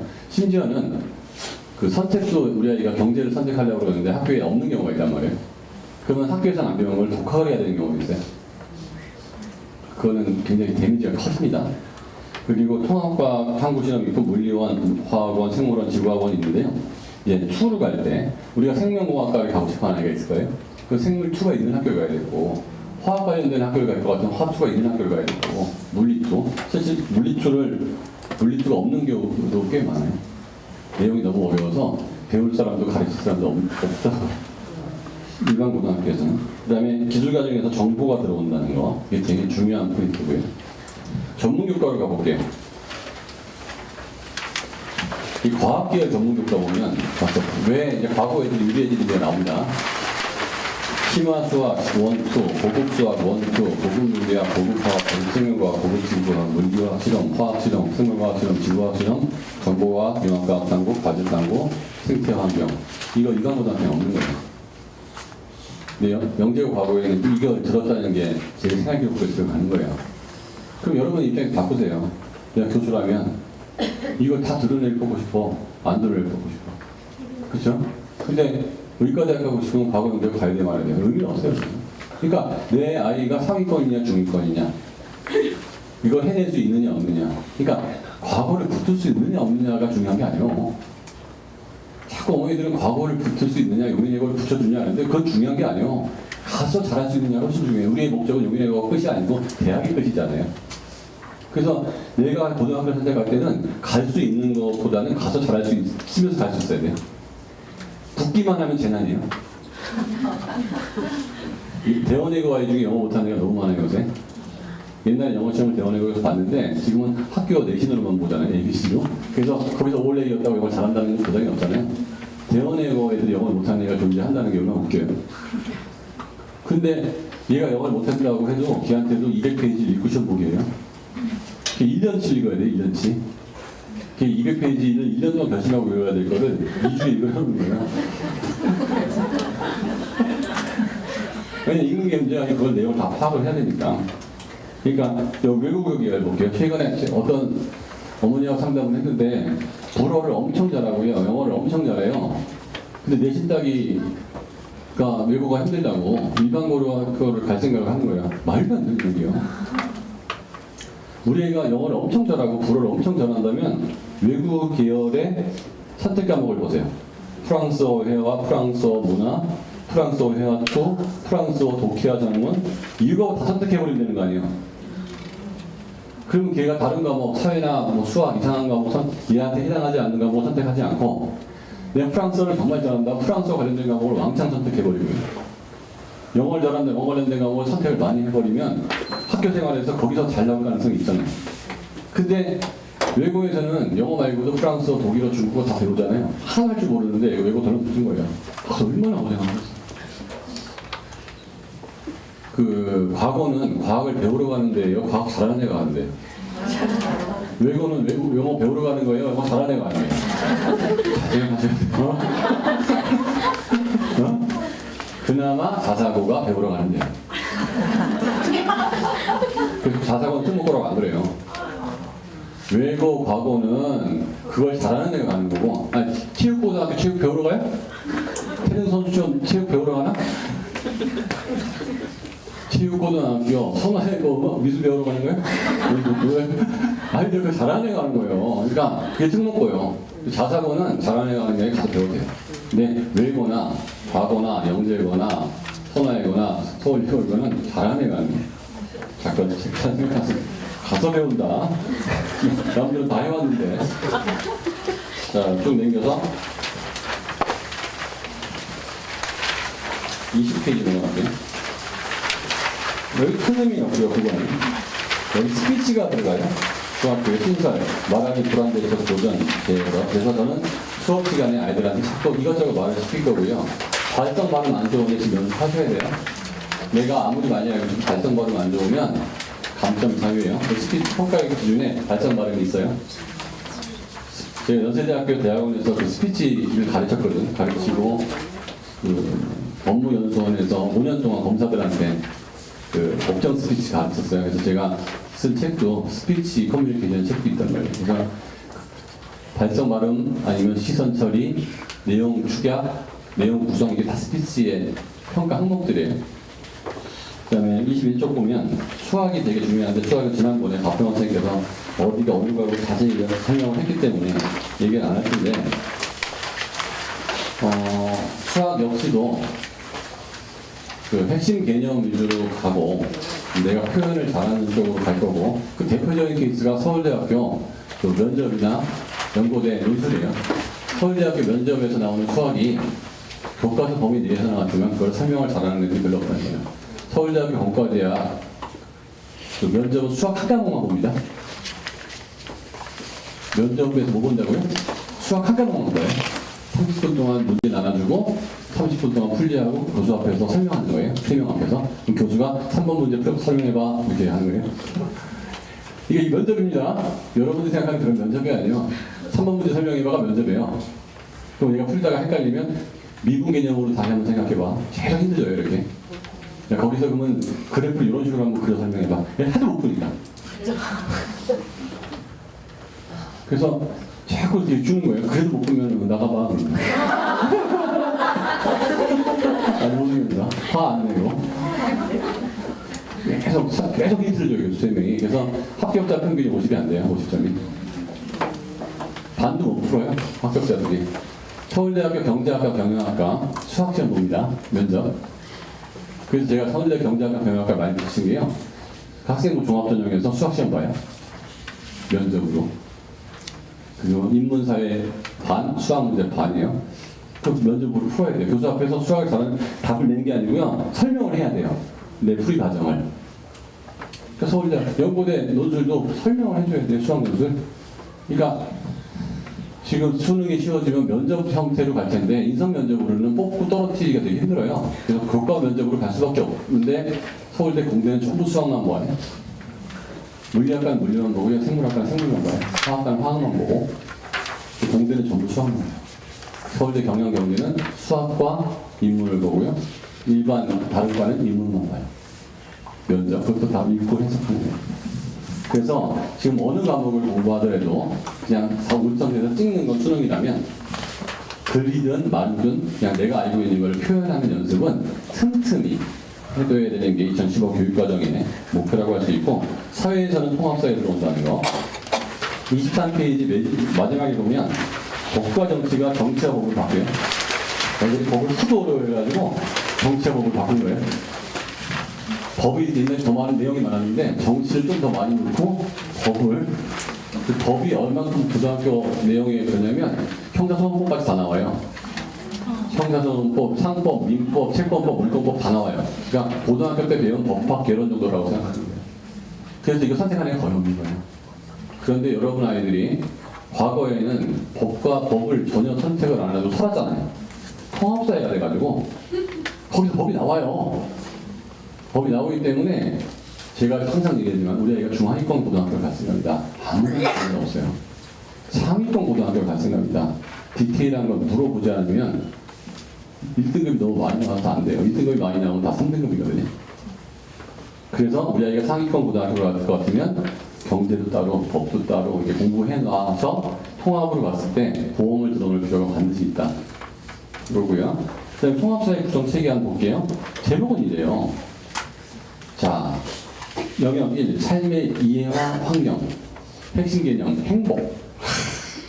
두 번째, 자연환경, 생활공간. 제목 보면 배울 것도 없어 보이지 않습니까? 자, 대단원명. 인간, 사회, 환경과 행복. 두 번째, 자연환경과 인간, 생활공간과 인간. 지리 관련된 거나 사회문화 관련된 것들이 좀 많이 있겠죠, 여기는? 느낌 딱 오죠? 아직 교과서 안 나온 거 아시죠? 아직도 이거 연수만 하고 있고요. 제가 연수 자료도 갖고 있는데요. 거기도 확정 교과 내용이 없어요. 아직도 쓰고 있는 거예요. 내년 3월에 이제 써야 될 거예요. 인간 공동체, 인권, 인권 보장과 헌법. 그죠? 여기 헌법 나온다 이제. 헌법, 칼 슈미트가 헌법 결단주의부터 시작해서 사회계약서부터 시작해가지고 헌법에 뭐 자유권, 뭐 생존권 이런 얘기가 나오는데 생존권, 자유권 나오면서 나오는 얘기는 절대 불가침의 권리 아닙니까? 절대 불가침의 권리. 그게 철학하고도 연결이 되거든요. 철학하고 칸트의 철학하고도 연결이 되고 의무론과 목적론에서는 의무론과 연결이 되기도 하고요. 근데 그 누진세 같은 경우는 목적론하고도 연결이 돼요. 철학에서. 그러니까 이 헌법은 윤리와 사상에서의 한 영역과 연결이 되고 그게 경제의 변화에 따라서 연결이 되기 때문에 역사하고도 연결이 되는 거예요. 그러면 이게 그 통합사회에 맞는 거죠. 그래서 저 아니면 가르칠 사람이 별로 없는 거예요. 제가 법 전공했잖아요. 경제 전공했잖아요. 대학교에서. 그리고 대학원에서 미디어 전공했잖아요. 그리고 국어 가르치잖아요. 그러면 이거를 가르치기 위해서 지리 전공자나 역사 전공자가 이거를 자기가 따로 공부해서 가르치는 훌륭한 선생님을 만나시면 돼요. 근데 그분들 방학 때 좀 쉬고 싶지 않겠어요? 시장 경제와 금융, 이 경제를 확실하게 보이죠? 정의사회와 사회불평등. 정의란 무엇인가 이거예요. 철학에서 나오는 거고, 나오는 거죠. 윤리학에서 나오는 거고, 아주 간단하죠. 배에 11명이 탔어요. 제가 다다음 시간에 수업할 내용입니다. 그 사회통합사의 정의 시간에. 11명이 탔어요. 한 명 때문에 배가 가라앉아요. 한 명만 죽어버리면 돼요. 그러면 그 최대 다수의 최대 행복 공리주의에 따르면 한 명을 뽑기 위해서 죽이면 돼요. 그럼 10명이 사는 거예요. 행복은 1 마이너스 1 플러스 행복 10 마이너스 행복 1 이거 죽으면 돼요. 그래서 그렇게 하자고 했더니 한 명이 반대하는 거죠. 야, 그럴 수는 없다. 누가 걸릴지 모르는데 그 사람이 죽는다는 거 안 된다. 그럼 다 죽으라는 얘기냐? 싸움이 나는 거죠. 이게 목적론이냐, 의무론이냐, 이게. 계속 앞으로 우리가 논의해야 될 때, 어느 게 옳고 그름은 없어. 그래가지고, 벤담이라는 사람이 그거를 했는데, 그게 이제 양적 공리주의죠. 11111인데, 그걸 뽑았어. 그래서 너는 이거에 대해서 느낌이 어떠냐? 살았으니까 플러스 1이다. 나는, 진짜 미안하니까 제로다. 그래서 이쪽 합산이 7. 뽑은 놈, 난 마이너스 100만이다. 얘네 또 기쁨 다 합쳐봤자 얘 괴로움이 100만이기 때문에 얘를 죽일 수 없는 거예요. 이게 이제 질적 공리주의예요. 설명 얼마나 쉬워. 저 설명 쉽잖아요. 이걸 형님은 이해하겠어 못하겠어요? 그래요. 그래서 같이 사는 세상에서 무조건 신자유주의적으로 갈 수 없고 누진세가 나와서 어려운 사람 도와줘야 되는데 어려운 사람만 도와주려고 그러면 열심히 벌겠다는 사람이 일을 안 해버려서 다 가라앉을 수 있다. 그러니까 어느 게 맞는 게 없는 거죠. 그 사이점에 찾아가야 된다. 자, 설명해봐. 표정아. 그럼 이게 설명해야 돼, 내 앞에서 이렇게. 그래서 앞뒤 말이 나지면 이해되는 거죠. 너 이해됐으면 딴 데 됐겠지? 이러면서.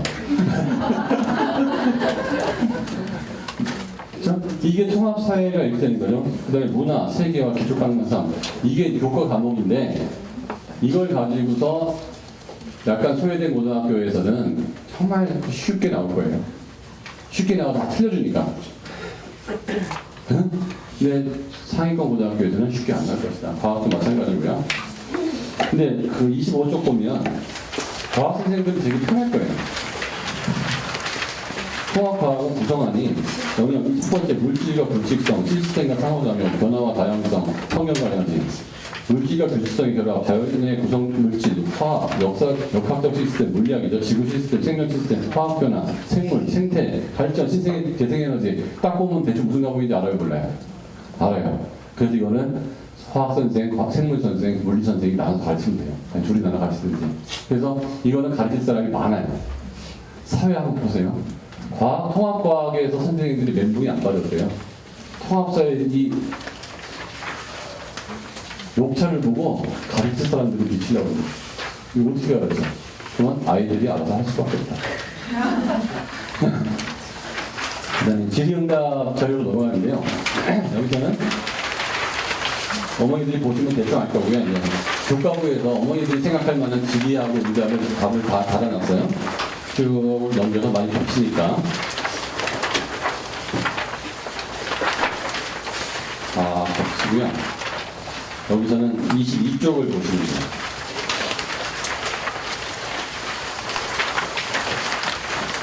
앞에 보는 내용은 저희가 프린트해놓은 거니까 보시고 22쪽을 보시면 교과부에서도 이런 식으로 선택하는 게 바람직하지 않겠냐고 예시를 들어보는 거예요. 그렇죠? 니네 애가 만약에 경상계열을 가겠다라고 한다 그러면 진로 선택에서 수학은 뭐 집어넣었죠? 경제수학 집어넣었죠? 이거 만든 사람이 경영경제과 출신이 아니에요. 일반 선택에서 무슨 선택을 들어가야 돼요? 경제학에서 제일 요구하는 건 미적분이에요. 미적분이 들어가줘야 되는데 이거 작성하신 분이 경제수학은 경제경영이가 있는데 이게 아마 인문계 쪽에서 인문계 대학 쪽 나오신 분일 거예요. 어문계열에서는 심화국어 넣고 경상계열에서는 고전 느낌 있죠. 수학은 확률활동계 이건 비슷할 거고요. 영어원 영어2 영어회화 대신에 경상계열은 영어1 영어2밖에 없죠. 영어회화 안 넣죠. 그 다음에 진로 선택에서는 진로 영어, 영미문학 읽기, 심화 영어 넣었는데 진로 선택은 영미문학 읽기밖에 안 넣었죠. 이렇게 자기가 선택을 할 수 있게 만든다는 거예요. 고등학생이 대학생처럼. 그래서 같은 학교에 다녀도 난 이 과목, 이 과목, 이 과목 선택, 난 이 과목, 이 과목, 이 과목 선택이 가능하다는 거죠. 그렇죠? 그 다음 사회 같은 경우에는 뭐 경제, 정치학을 선택하라고 했고 그 대신에 진로 선택에서 사회 문제 탐구, 고전과 윤리, 한국 사회 이해 이렇게 해놨잖아요. 응? 이게 아니고 오히려 여기서 수학 과목을 더 들어야 될 수도 있을 수 있고 그렇죠? 그 다음에 예술계열은 볼 거 없고 이공계열 보면 수학은 수학도 미적분의 기와 수학까지 탐구를 일반 선택과 진로 선택으로 하는 게 어떻겠냐라고 써놨죠. 그렇죠? 그렇기 때문에 국어는 좀 줄었죠? 문화, 독서, 학부작만 들어오고 나머지 수학 과목으로 바꿔놨잖아요. 이거를 다 있으려고 일반 고등학교에서도 그다음에 두 번째 보면은 물리원, 화학원, 지구과학원, 물리초, 화학도, 지구과학도, 생물 역단에서 들어있잖아요. 이렇게 써놨죠? 그럼 이거 과중고등학교 가면은 이런 것들이 다 있단 말이에요. 과학중고등학교 가면. 그러니까 어떤 아이가 상경계를 갈 것 같다. 그럼 과학중고등학교를 갈 이유가 없는 거예요. 근데 우리 아이가 공대나 화학과를 갈 것 같다. 과중학교를 가면 이런 선생님들이 다 거기 있다는 얘기예요. 그러니까 그런 선택이 굉장히 중요해진 게 2015 교육과정이라는 거죠. 오늘 엄마 학교 유용하셨죠, 그렇죠? 이걸 몰랐다 그러면 집 앞에 있는 학교를 갈까요? 거리가 거기 몇 분이고 서울대 몇 명 갔는데 이딴 소리 한다는 거예요. 거기가 서울대에 몇 명 가는 게 중요한 게 아니고 서울대 내가 문과를 갈 것 같은 문과가 몇 명 갔고 의대를 갈 거면 의대를 몇 명 갈거가 중요하지 토탈이 몇 명 가는 게 뭐가 중요한 거예요. 그리고 수시로 갔냐 정시로 갔냐 해서 수시로 갔냐가 중요한 거지 정시로 간 거 그 학교가 보낸 게 아니고 종락원이 보낸 거예요. 정시로 간 거는. 그래서 다음 시간에는 초등학교 애들 공부 못하는 애들 머리가 나빠서 그러는데 어렸을 때 미리 머리 좋게 만들어서 이거 7점짜리 7점짜. 그러니까 이 SQ라는 걸 제가 만들었거든요. 스타트 점프 공부 재능은 IQ 더하기 EQ 집중력 플러스 창의력 이게 뭔지 알고 설명해야 되고요. 그 다음 주에는 학생생활 생활기록부 기재요령 여기서 자격증에 관련된 것들 많이 얘기할 거예요. 자, 지금까지 얘기한 것 중에서 질의하고 응답하는 시간을 갖고 하겠습니다. 질의하고 응답하는 시간. 그리고 책은 오늘 질의하시면 인터넷으로 DC는 이제 제가 열심히 사인을 해드리도록 하겠습니다. 질문, 교육과정, 그 다음에 입시, 수학, 저희 프로그램. 자, 그리고 제가 국어 가르치잖아요. 다음 시간에도 다시 얘기하겠지만, 그, 고등학생이 딸 수 있는 그 자격증이 61가지가 있어요. 61가지. 그래서 오늘도 지금 제가 그 중에 수학이 거기 들어가고요. 수학. 수학. 그런데 그 생활기록부에 적을 수 있는 거예요.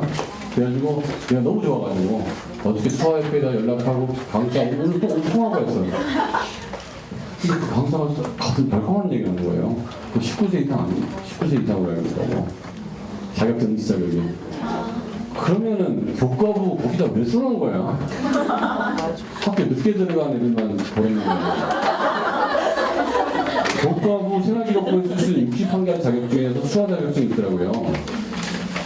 그래서 근데 지금 알아보니까 응시 자격이 대한민국 성인으로서 19세 이상의 내외국인이에요. 그래서 그러면 교과부에다 지식을 해봐야겠다. 그리고 왜 거기다 61개 중에서 19세 이상이 딸 수 있는 걸 왜 올려놨는지.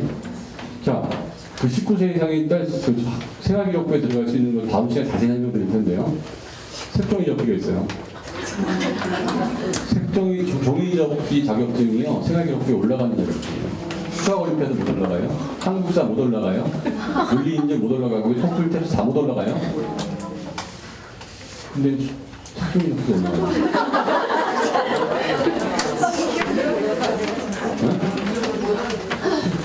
생활기록부에 올라가요. 자, 한국어 능력 검정 시험이 올라가요. KBS 거 하고 한자 급수 올라갈 것 같아요? 못 올라갈 것 같아요? 못 올라가요? 네. 공인, 국가공인이 아니에요. 그러니까 딱 61가지만 올라가요. 그거 아니면 다 못 올라가는 거예요? 경제인증시험 올라가요? 못 올라가요? 올라가요. 경제인증시험. 그래서 제가 사회시간 가르치면서 경제인증시험 가르칠 거예요. 상급부터 올라가는데요. 상급은 대충 해도 다 따요. 2급부터 좀 힘들고 2급은 안 어려워요. 3급부터 올라가요. 우리 아이가 경제학과 갈 것 같으면 2급 따야 돼요. 근데 이과 아이들은 3급만 따도 너무 대단한데요. 왜? 3급 딴 거예요. 한국어 능력 검정 시험은 아나운서들이 공부하는 거예요. 네? 그것도 웬만하면 다 따요. 그런데 생활기록부에 올라가는 거에 집중을 해야 될 거 아니에요. 왜? 논문 같은 경우는 이제 못 올리니까 금수저장이라고 해가지고. 그럼 생활기록부에 올라갈 수 있는 자격증에 왜 집중을 하지 않을까요? 초등학교, 중학교 때는 시간이 많은데 그런 게 있는 줄을 모르고 고등학교 가면 있는 줄은 아는데 내신하고 수능 따기도 어려운데 그런데 따요. 힘든 거예요. 그래서 제가 여기 국어 시간에 이번 주부터 한국어 능력 검정 시험 공부를 시킵니다. 추가 비용 없이. 네.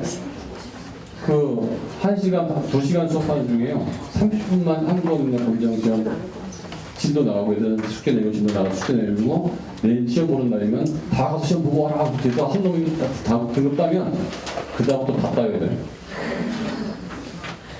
무슨 말인지 아시겠죠? 그래서 국어 시간에 한국어 능력 검정 시험 KBS하고 2개 꾸준히 딸 거예요.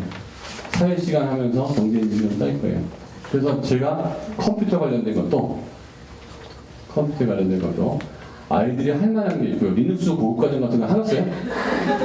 그 정보고등학교 애들 저 코딩하는 애들이 하는 건데 소프트웨어 활용 정도 중에서 쌀만한 것들을 찾는 거예요. 되는 정보고등학교 애들이 할 수 있으면 용인여고 애들도 할 수 있는 거예요. 다만 거기에 관심이 없어 그렇지. 그래서 컴퓨터가 안에 들어왔다 그러면 생활기록부 말고는 교수가 볼 수 있는 게 없어요. 그거는 엄마 학교 오신 분들 아니면 알 방법이 없는 거예요. 네. 어느 중학교 학원에서 얘 고등학교 자격증을 신경 써주고 있어요.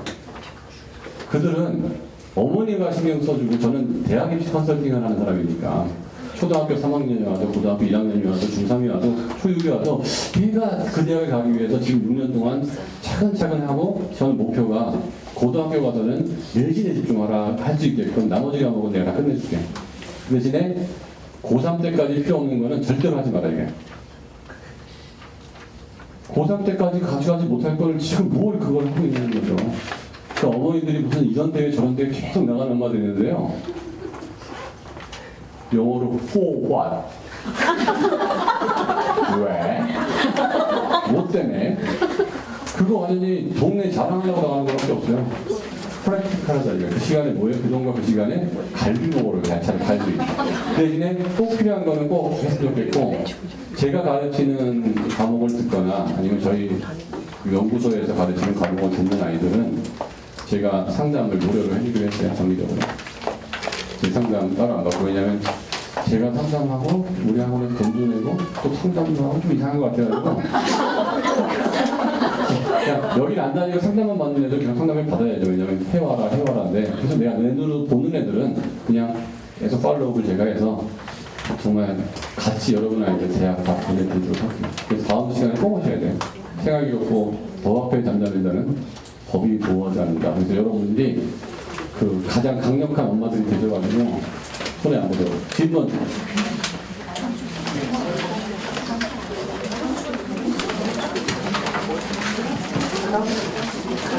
중학생 애들이 한국어 능력 검정 시험을 봤다. 자격증이 나왔다. 생활기록부에 쓸 수 있어요? 없어요? 못 써요? 초등학교, 중학교는 2011년도에 선행학습 금지법 및 과잉학습 그 특목고 입시를 바꾸면서 초등학교, 중학교에는 자격증 칸이 없습니다. 그래서 지금 자격증을 따도 쓰는 칸이 있어요? 없어요? 없어요. 언제 써야 돼요? 네, 고등학교 때 써야 돼요. 중학교 때 딴 거 고등학교 올릴 수 있어요? 없어요? 못 올려요. 다시 봐야 돼요. 근데 자격증이라는 게 한국어 능력이 든 놈이 요번에 봤는데 다음 달에 떨어져 붙어요. 자격증이 요번 내가 자격증을 딸 수 있는 충분한 한국어 실력이 됐고 경제 실력이 됐고 종이 잘 접어. 근데 지금 딴 거는 못 올려. 지금 땄어. 고등학교 때 올려달라면 안 올려줘. 날짜가 안 맞아. 새로 따야 돼요. 그럼 방학 때 가서 따기만 하면 되는 거고 그때 배우는 놈하고 그 따는 놈은 차이가 커요. 올릴 칸이 없어요. 고등학교만 올리고 고등학교도 수천 가지 자격증을 옛날에 다 올려줬어요. 그런데 기술 관련 국가공인 자격증 교육부가 인정한 61개에 하나나요. 근데 그 중에 대부분은 패션 스타일리스트, 분재 관리사. 그러니까 뭐 좀 공부 애들이나 농구 애들 그런 애들을 위한 자격증이 다 기술이니까. 근데 컴퓨터 관련된 거, 한국어 관련된 거, 경제 관련된 거, 요거는 인문계 애들하고 여기 그거만 따면 되는 거지 우리가 분재 관리 자격증. 또 질문. 그건 상관없어요. 고교 재학 중에 따면. 왜냐하면 생활기록부에 고등학생은 자격증 많이 있어요. 거의 다 빈칸이죠. 운전면허 자격증 같은 거 못 쓰는 거예요. 기술 거기 쓸 수 있는 게 다 61가지. 근데 거기 거의 대부분의 인문계 애들 다 빈칸이에요. 연대나 서울대나 고대 경제 경영 올해들은 거의 대부분이 그 경제 자격증이 있어요. 근데 거의 대부분은 그게 빈칸이야. 그 교수님들 입장에서 하나하나 보잖아요. 박사장관이 내신, 경신, 자동, 공진이에요. 자율활동, 동아리활동, 봉사활동, 응? 진로활동, 그 다음에 자격증. 이게 딱 생활기록부에 포맷이야. 근데 거의 대부분 여기 빈칸. 내가 원서를 낸 그 대학에서는 실경쟁자는 내신도 나와 비슷할 거고요. 경시도 나와 비슷할 거예요. 그래서 그거를 커버하려고 한 게 뭐였죠, 옛날에? 논문 활동이었어요. 그거를 금수저전형이라고 합니다. 아버지가 대학 교수이거나 대학교 박사과정을 고용할 수 있을 정도의 경제력이 없다면 네가 원수로 연구활동을 논문을 쓰자 말이에요. 그래서 논문 활동을 거기다 표시한 거죠. 그거 못하게 하잖아요, 이제. 금수저전형이라고. 자, 그러면 똑같은 거죠, 나머지는. 내신은 수학 시험 잘 봐야 되는 거니까 나나 얘나 중간고사 잘 보면 되는 거고. 경시대에도 학교에서 보는 시험이니까 나나 얘나 준비 같이 하는 거고. 자율활동, 동아리활동은 학교에서 다 동아리활동 하는 거고. 그래서 과거에 나만 할 수 있는 걸 뽑은 게 논문이었단 말이야. 그래서 나는 이런 걸 논문을 해. 썼고 교수가 그거에 대해서 물어보면 잘 설명해주면 얘 공부 많이 했네. 얘는 못하는 거 나 하는 거니까 그걸로 당락이 결정되진 않았지만 굉장히 못하는 사람 입장에서 기분 좋아요, 나도? 나쁘죠? 자격증은 쓸 수가 있는 거죠, 확실하게. 나라에서 쓰라고 했잖아요. 61가지. 그러면 그거를 안 쓰는 거는 엄마가 게을러서 안 쓰는 거예요. 얘가 국어 공부하면서 한국어 능력 검정 시험 조금만 더 하면 되는 거고, 사회 공부하면서 경제 공부 조금만 더 하면 할 수 있었던 거예요. 근데 중학교, 초등학교 때 준비를 해픈 애들은 고등학교 때 응시만 하면 될 거를. 고등학교 가보시면 알겠지만 그때부터 준비해야 하려면 그런 뭐 학교 경시, 학교 내신, 그 다음에 수행평가, 수능 이거 공부하면서 먼 세월에 또 하겠어요. 그래도 경제 경영을 애들은 하거든요. 그 시간 정말 쪼개서 방학 때 그 아까운 시간에 잠 못 자고 해요. 그거 비용도 그렇게 하면 많이 들어요. 짧은 시간에 1대1로 막 해야 되기 때문에. 그래서 그런 것들 되게 중요한 거고, 다음 시간에 자격증을 내가 하나하나 좀 다 알려준다고 합니다. 지금 중학교 때 한 거는 안 올라가요. 하지만 고등학교 때 즉시 시험 보면 올라갈 수 있어요. 네.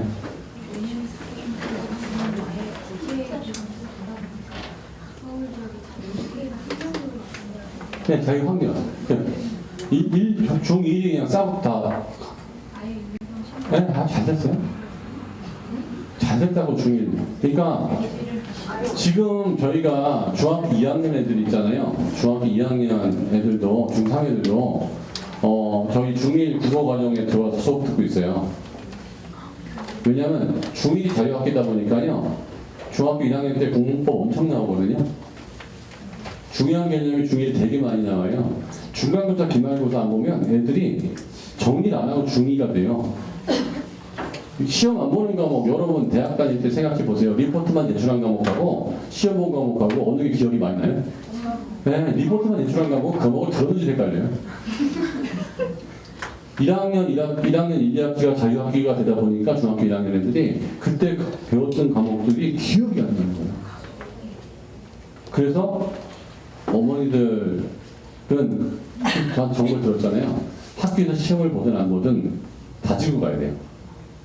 보든 안 보든 2학년 때부터 보잖아요. 고등학교 때는 어마어마하게 자주 봐요. 자유학기가 어떻게 되든 관계없이 주요 과목이 이해도는 항상 체크가 들어가야 됩니다. 자, 1년으로 가요. 전국이 다 또 질문? 네, 여기까지 하고요.